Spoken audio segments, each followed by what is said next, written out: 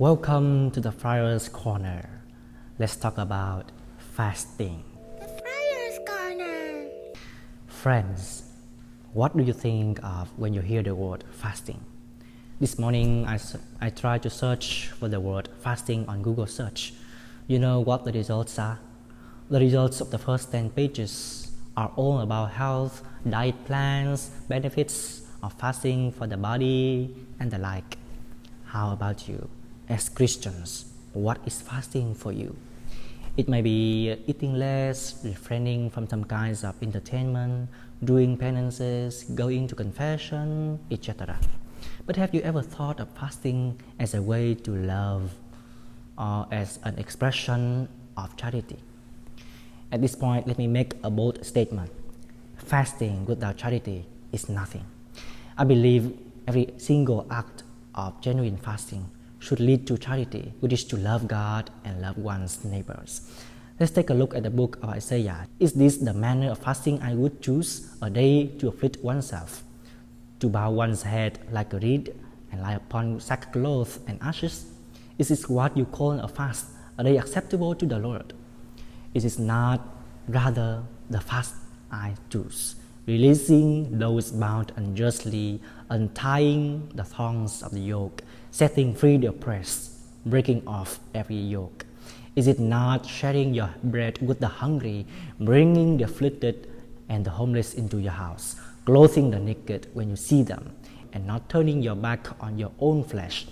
We see that it is not because of eating little, putting ashes, kneeling for a very long time in prayer, or doing any external act of penance, but rather it is the spirit of charity and humility flowing in those acts that makes our fast acceptable to God.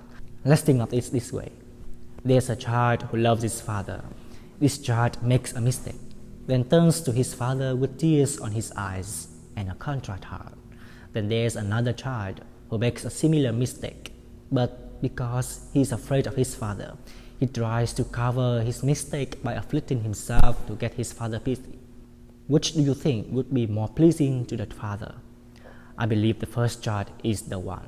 The tears of the first child are full of loving humility and are definitely more powerful than all the acts of the second child who afflicts himself. St. John of the Cross, in his Sayings of Light and Love, number 170, says, "Conquering the tongue is better than fasting on bread and water."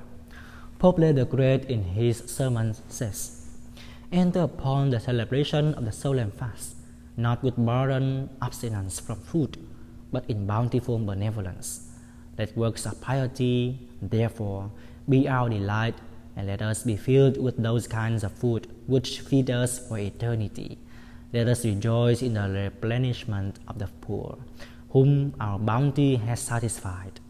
Let us delight in the clothing of those whose nakedness we have covered with needful raiment. Let our humanity be felt by the sick in their illnesses, by the weakly in their infirmities, by the exiles in their hardships, by the orphans in their destitution, and by solitary widows in their sadness, in the helping of whom there is no one that cannot carry out some amount of benevolence. For no one's income is small, whose heart is big." So, we see that fasting should be a time of love, forgiveness, and hope.